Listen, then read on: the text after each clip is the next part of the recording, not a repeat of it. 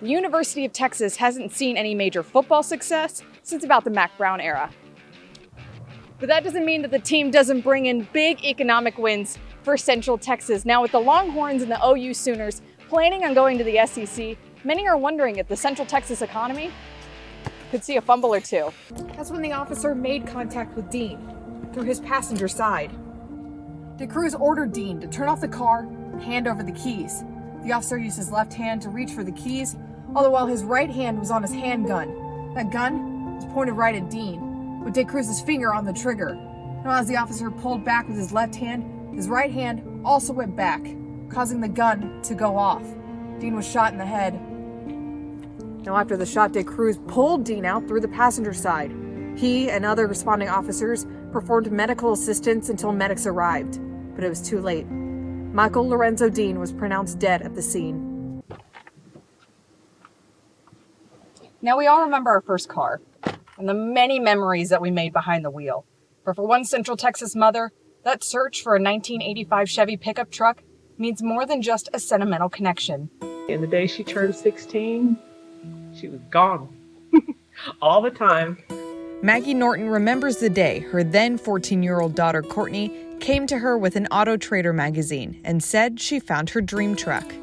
Courtney had saved up money from babysitting to buy the 1985 Chevy pickup truck, so Maggie gave her blessing and the car sat in their driveway until Courtney turned 16. Courtney was 5'2" and about 100 pounds, so she had a little bitty girl running around in this boy truck, and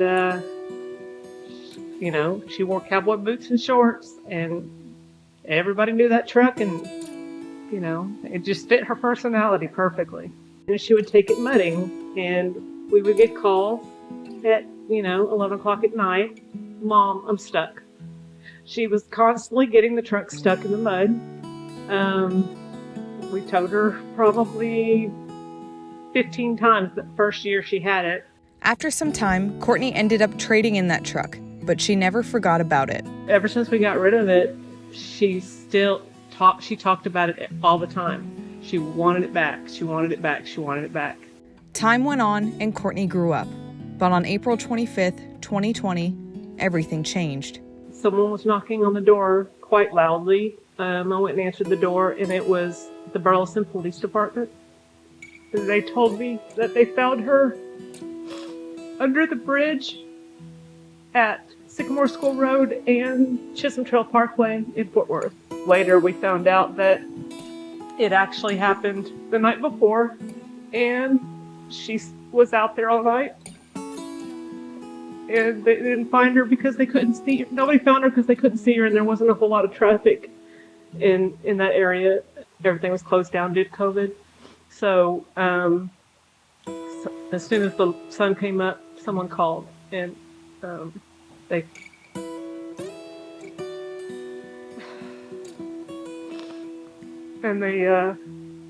called the police. Courtney was just 28 years old. It's devastated me. I don't know how to put into words.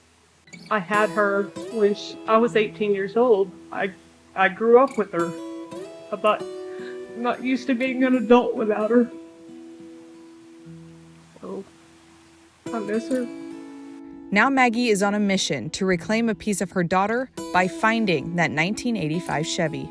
When I think of Courtney, I think of that little girl in the camo, baseball cap, blue jean shorts and cowboy boots, blasting country music, going down the road in that truck. That's my girl. And I just want to find it. I don't care if it's running. I don't care. I'll fix it. Whatever. I just want her truck. I feel like that's a connection to her. And I don't have many of those. The 1985 Chevrolet C10 short wheelbase pickup truck was traded in at Toby's Autos in Waco and later sold in February 2010. It was last registered in Waco in March 2011. The registration expired in March 2012, and the truck hasn't been registered since. Maggie knows it's a long shot, but says she wants the truck back, no matter the condition. I think it's out there. I feel like it's out there. And, you know, I just want to get it back if I can. You know, I want to be able to drive her truck. I don't care if it's running. I don't care if the transmission's blown. I don't care, you know. But I just want to get it, you know, running so that I can drive it to the store, drive it around, you know, have that piece of Courtney. And I'll never get rid of it. Maggie's asking anyone who may have either seen the truck or who may have information about the truck to contact her at 817-715-9604. Sydney Isenberg, 25 News. Like you said, Todd, vaccines are a key part in Abbott's reopening plan. Today, DSHS announced 1 million first doses are headed to the Lone Star State next week. Roughly 245,000 of those doses are the new Johnson & Johnson single-dose vaccine. Hi, yes, Lindsay and Ann. I did donate blood today, and honestly, it feels amazing to know that just my donation is going to help 3 Central Texans in our area. Now, 25 News partnered with Carter Blood Care last year for a goal of 25 pints, and while that may have a nice ring to it, we are looking to beat that goal this year. Now, while there is limited attendance at the game itself, some dedicated football fans are making that trip out to Tampa. So let's go ahead and start at the home of this year's big game. Now in Florida, specifically in Hillsborough, which is where Tom Brady and Patrick Mahomes are going to be duking it out in Raymond James Stadium. State officials there have reported almost 103,000 total cases for Hillsborough County. Now, if we take a look at their incidence rate, which is going to be per population, and that gives us a more even look, that is going to be about 8,375 cases per 100,000 people. But since most of us are staying put for the game, let's travel to the home of the greatest football team in the league and future big game champions in hopefully the not so distant future. So let's go ahead and switch it over to Texas. Now, since the beginning of the pandemic, Texas has seen roughly 2.13 million COVID-19 cases. Again, that is based on state numbers. There it is. Now, if we were to look at the heat map right now, what it's saying is most of those cases are going to be found in those metropolitan areas, so Dallas, Austin, and Houston. But what we want to look at is the incidence rate. That's going to be on per population. So let's go ahead and take a look at that. And with that, we're going to see that there is actually faster spread along the border and into the panhandle.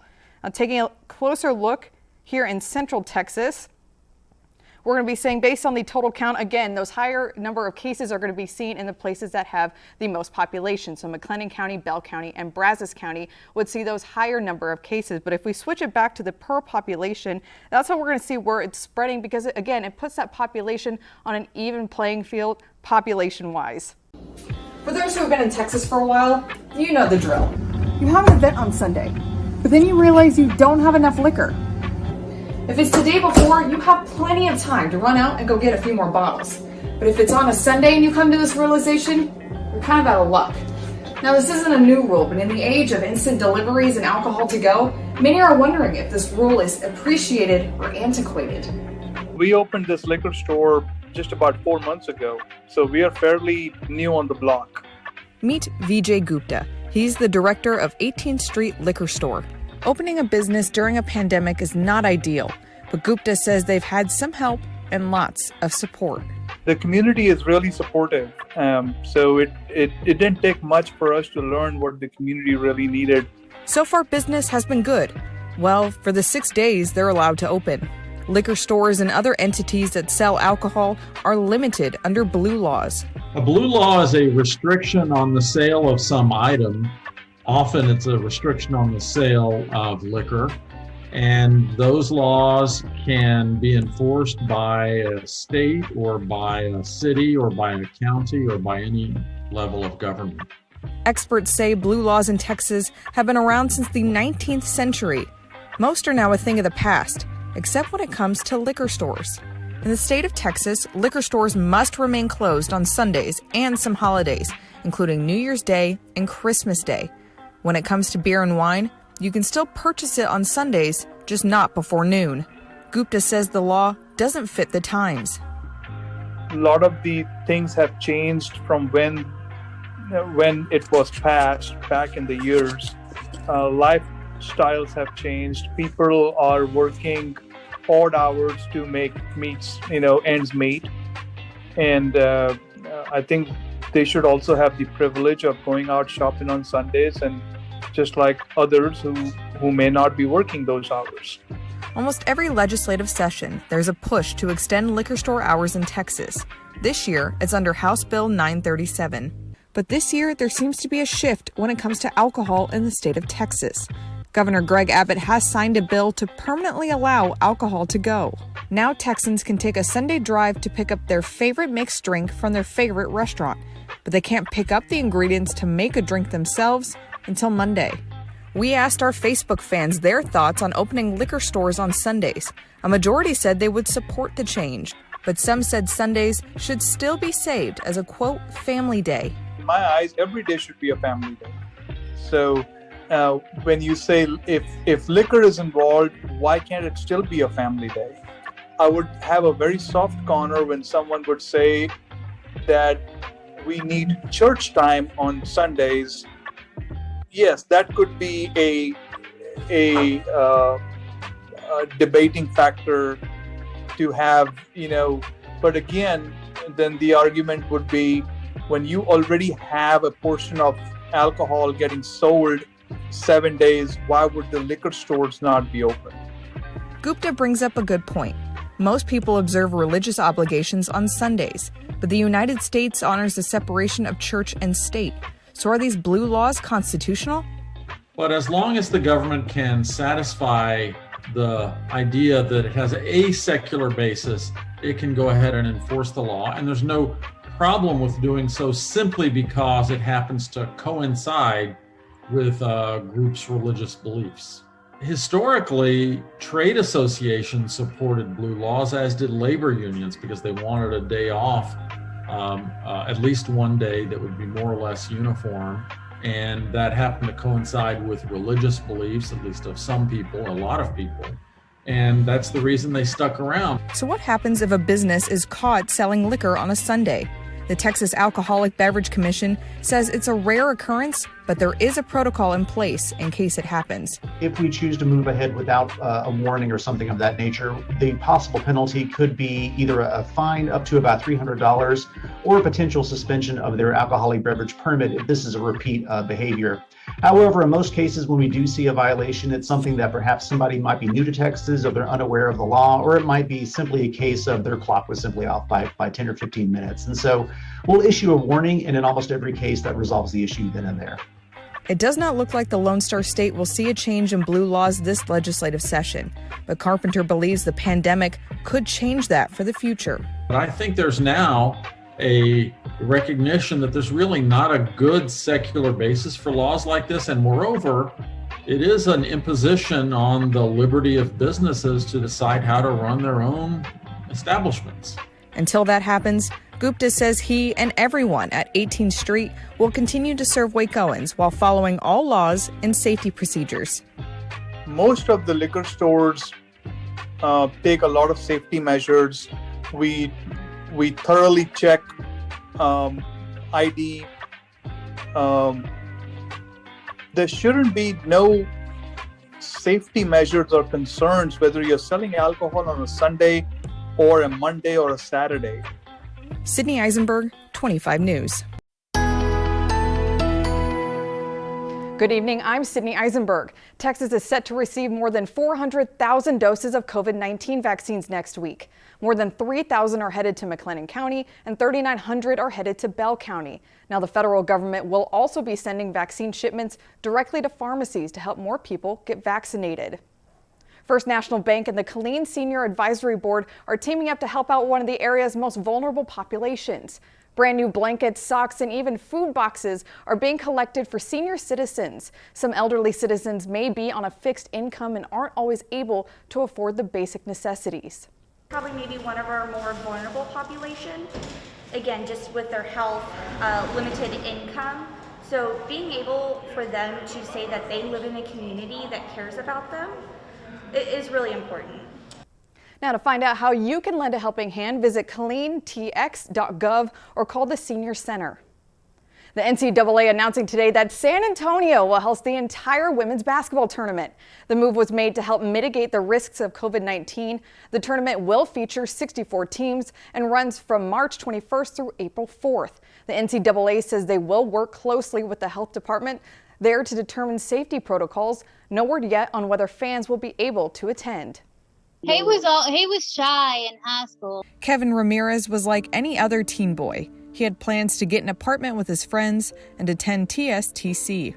But on June 12, 2017, just 10 days after graduating high school, everything changed.